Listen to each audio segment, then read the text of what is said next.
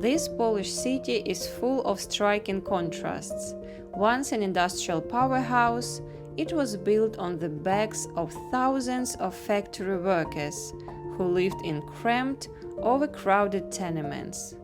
The architecture here stands as a quiet reminder of their struggles, toiling away for low wages in the textile mills. Meanwhile, the wealthy textile magnates lived lives of luxury, leaving behind grand palaces with dazzling interiors. This is a city shaped by delicate cotton threads, a place that saw both rapid growth and steep decline. Yet, after years of stagnation, it has slowly come back to life. Well, hello friends! Greetings from Łódź, Poland's third largest city. If you've never heard of it, don't worry, you are not alone. Łódź has a reputation for being a little brutal and one of the least visited cities in the country.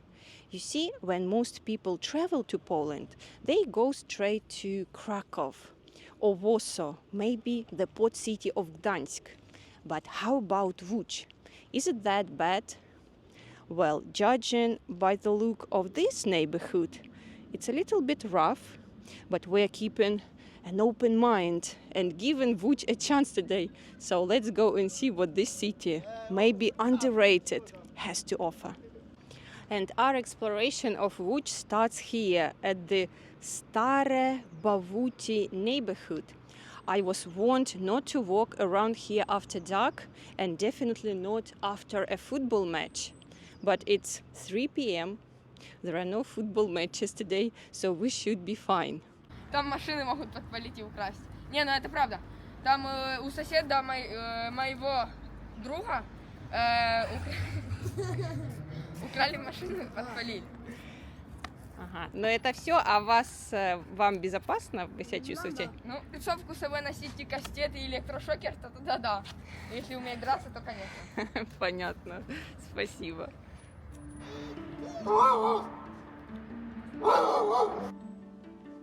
This area was among the worst and most notorious in the city before World War II, primarily a run-down district with small plots of land and little authority control over what went on.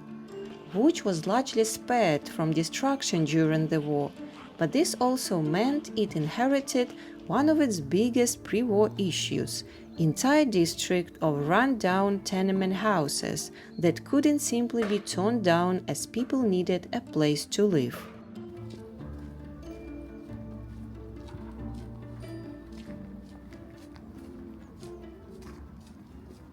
Wow, guys, this area looks a little bit neglected, to put it mildly.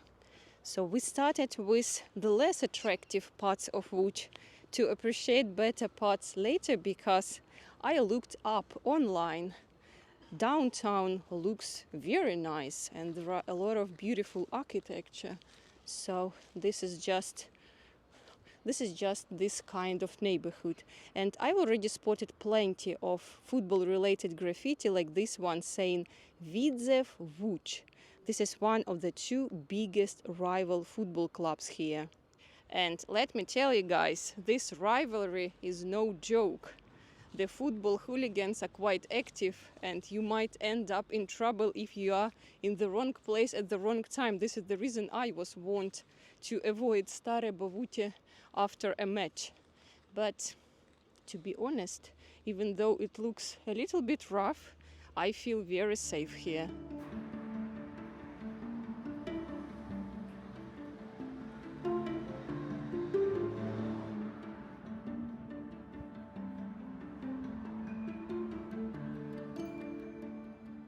Wow, guys, look at this courtyard. Before World War II, Baluty was a poor, working-class area home to many Jewish people. So the residents of Baluty mostly were Jewish. But then, when the World War II started and Nazis occupied Łódź, they established the Łódź ghetto. And later they sent most of its residents to death camps. When the war was over, When the Soviet Union arrived and liberated the Łódź ghetto, very few survived, and the Jewish presence in this neighborhood in Baluty never recovered. Now it's primarily populated by Poles.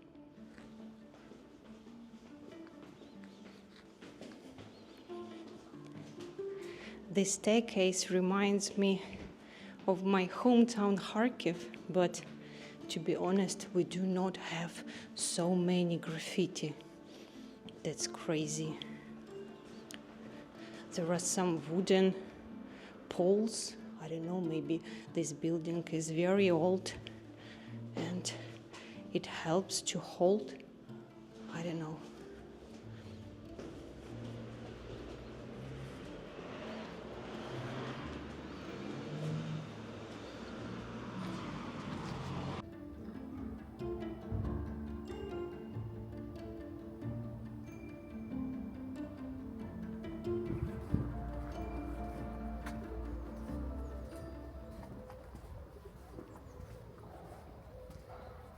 Good news, guys, is that they actually have buildings like this, which is freshly painted and renovated. Maybe they gradually improve the situation in Stare Baluty. And I can see another football-related graffiti saying Widzew. Where is the second club? Where is the rival? I always see this Widzew. Maybe this territory is under control of the fans of Widzew. So this is where real local life happens here in Łódź. It gets a little darker, so we probably have to get out of here to stay safe and sound. Well, guys, this is the end of day one in Łódź. Tomorrow we're gonna have a more luxurious experience in downtown. And now I really want to show you my accommodation, because I rent a flat here, like a studio. It's not a hotel, but it's so lovely that I want to show you. Welcome to my teeny tiny studio here in Łódź. It's super cozy. I believe it's newly renovated. Very nice interior design. I have a kitchenette. I have washing machine, and it set me back $30 US. I kept my expectations very low, but it looks better than in the pictures on booking.com. Look at this golden faucet. A very lovely place.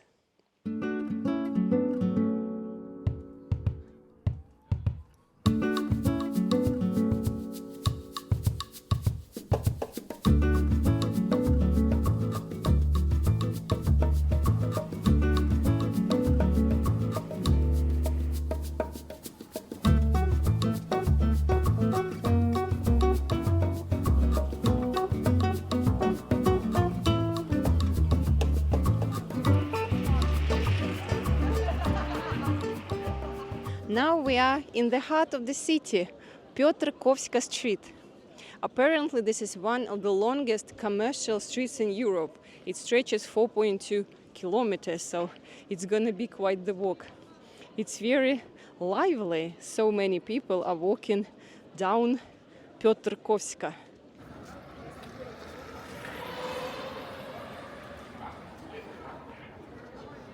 Back in the 19th century, when Łódź was quickly becoming an industrial giant with a few massive textile factories, the city's economy was thriving, and it attracted workers and entrepreneurs from all over Europe. So this street became a sort of a Vanity Fair for the rich. The wealthiest people built fancy houses here. It wasn't just about having money, it was about making sure that everyone saw that you had money. So people have always loved to show off, and this street is a perfect example of it. Guys, behind me is one of the main attractions of this street, known as the House of Gutenberg. Johannes Gutenberg was a German guy who changed the world by inventing the printing press. And people finally had the luxury to read newspapers and books. And actually he didn't live here, just the owner of this house was a publisher and printer, and he decided to name his residence after the inventor. There is a plaque on the wall saying that none other than Lady Margaret Thatcher was in this house in 1991.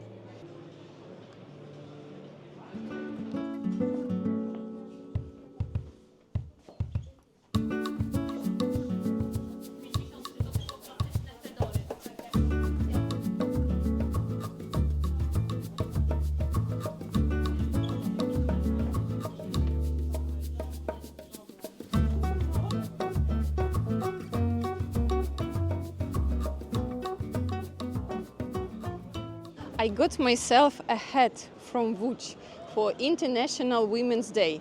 It's a big deal in Ukraine and in all post-Soviet countries. Here in Poland I can see that there are a lot of men with tulips and flowers, so apparently they also celebrate.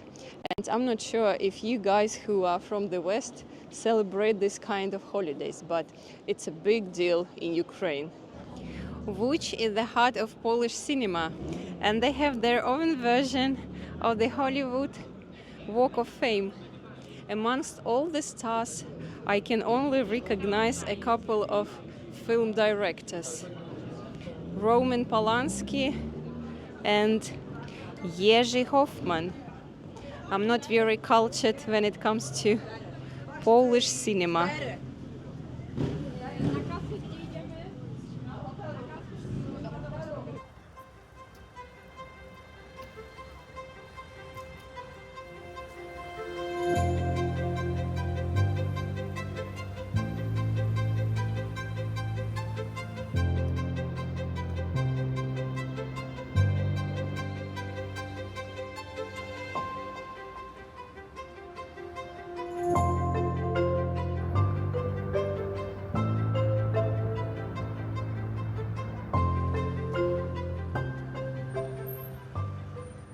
This giant factory used to belong to the textile tycoon Israel Poznański, who built a huge textile empire here in Łódź back in the 19th century.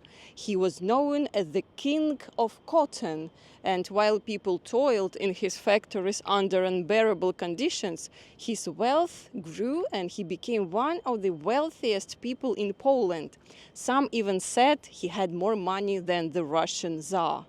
I'm not sure that was the case, but he built an absolutely luxurious palace right next to this factory. And we will try to visit it if it's open. Well, guys, this is the factory. And right next to the factory is this palace where the tycoon Poznański lived. And we can't go inside because this garden is closed. We can't appreciate the look of the most beautiful building in the whole Łódź. That was my top attraction. Maybe this is the most beautiful palace in the whole of Poland. What a bummer. Well, at least we can go inside and appreciate interior designs. Better than nothing. Okay, we won't let it get us down. We can take a look through this fence. Can you see anything? I can't see anything. Even if I zoom up a little bit, well, it's big, but no details is visible. It's called Little Louvre. It's like some Parisian style palace. Oh, what a bummer.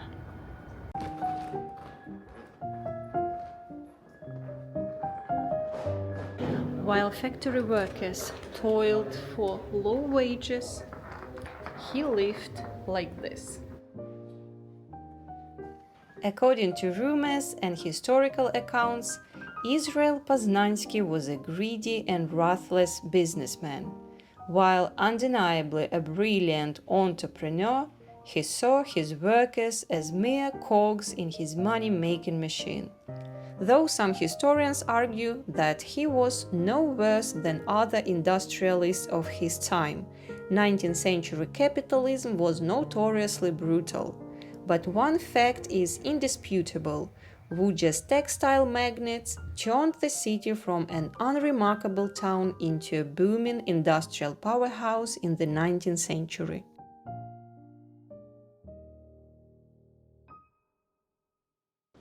Now this factory is a mix of shopping, dining, and cultural attractions, so they repurposed it for modern use. A very cool idea, but we won't go inside. The whole territory is pretty epic. We will just walk around.